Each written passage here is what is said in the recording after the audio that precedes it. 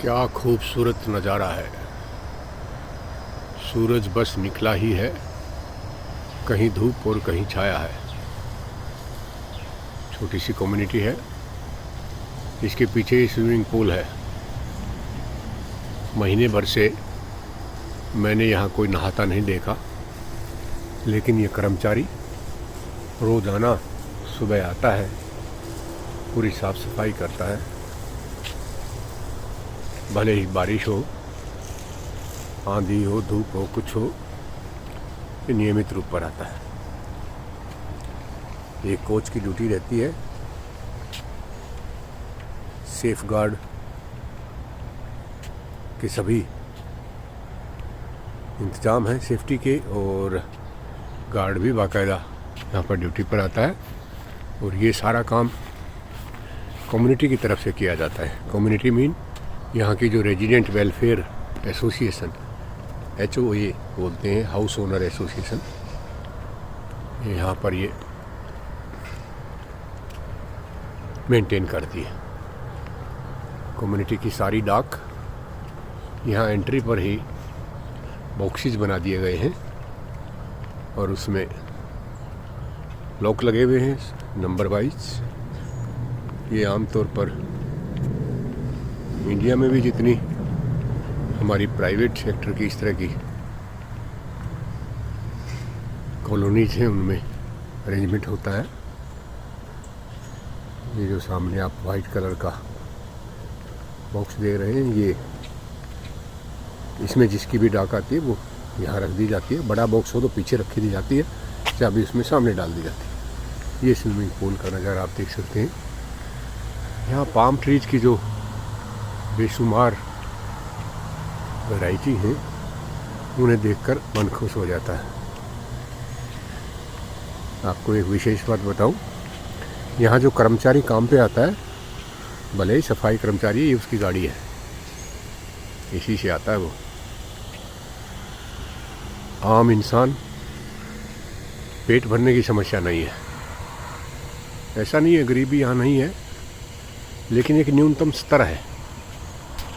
सरकार की तरफ से भी $250 पर मंथ खाने के कूपन दिए जाते हैं। बुजुर्गों के लिए बसों में बड़ी भारी छूट है। ये देखिए पेड़ों की भरपार। ऐसा नहीं है कोई जंगल है, इससे परली तरफ अगली कम्युनिटी है, लेकिन दोनों के बीच लंबी चौड़ी दीवार खींचने की बजाय इतने अच्छे अच्छे पेड़ लगा रखे हैं। शुद्ध हवा, साफ सुथरा वातावरण, आदमी का मन करे सुबह सुबह घूम कर आया जाए। पर यहाँ ये भी अजीब बात है, घूमने कोई नहीं जाता, सब जिम जाएंगे बाकायदा ड्रेस पहन के, गाड़ी में बैठ के, और वहाँ पर घंटा 2 घंटा हर तरह की योगा से लेकर प्राणायाम और एक्सरसाइज, वेट लिफ्टिंग, सब सुविधाएं उपलब्ध है। देखिए बादल, देखिए कितना, यहाँ का आकाश मुझे सबसे ज़्यादा पसंद है। एकदम खुला खुला दूर तक दिखाई देता है।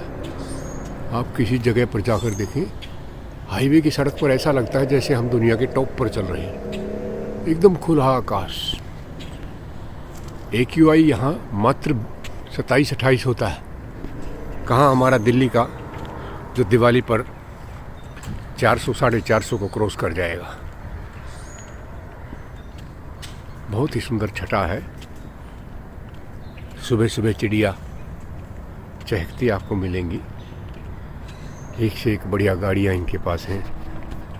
सच में मेहनत रंग लाती है।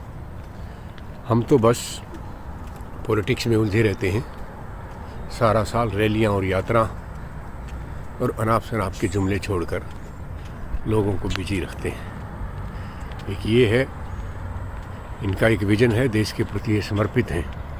कोई यूं ही महाशक्ति नहीं बन जाता, कुछ तो होगा इन लोगों में।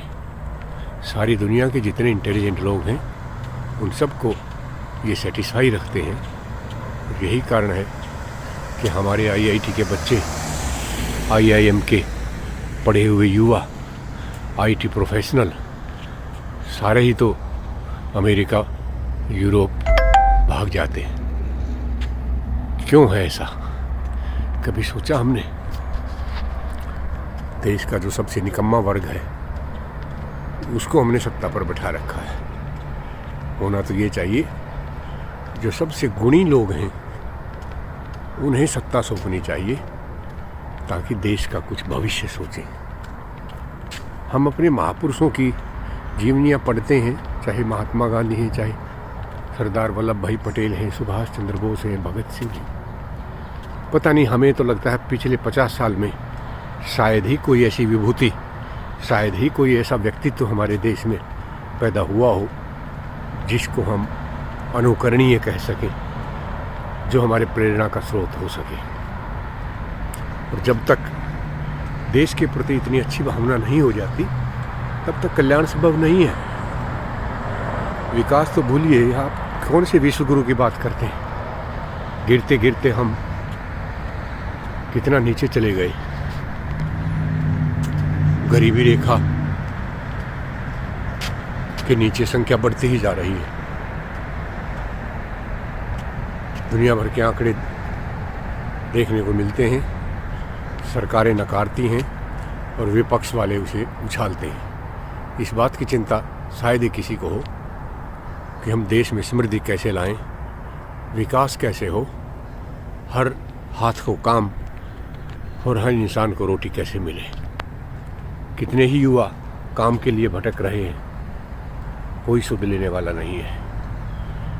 कम से कम जो काम करना चाहते हैं, जिनकी इच्छा शक्ति है, उन्हें तो काम का अवसर मिलना ही चाहिए।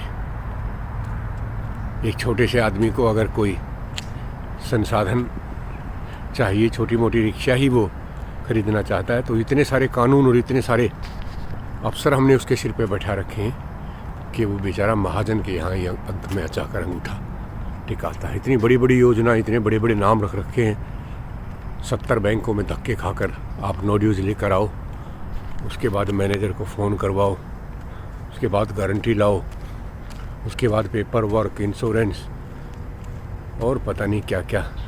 आदमी माथा पीट कर रह जाता है।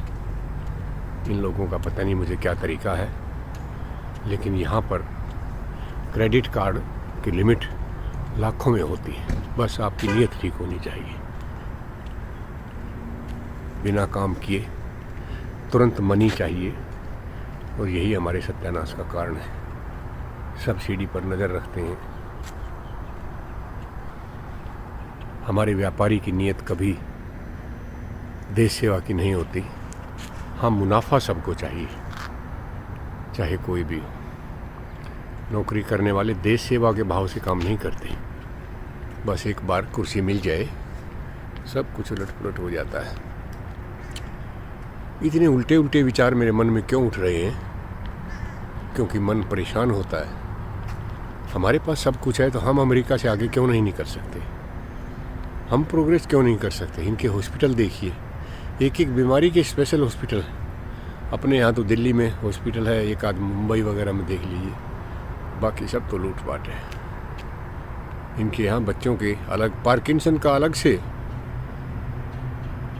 मैं देखता हूँ सिर्फ एक्सरे का इतना बड़ा इंस्टीट्यूट है। शाम को मैं घूमने जाता हूँ तो अक्सर यही विचार मन में उठता है, हमारे भारत में ऐसा क्यों नहीं हो सकता? हमारे वैज्ञानिक किसी से कम नहीं, हमारे युवा किसी से कम नहीं, बस सोच का अंतर है। पता नहीं कब भारत जागेगा और विश्व गुरु बनेगा, या हम यूं ही उलझे रहेंगे। देखें तो सब कुछ कितना अच्छा है।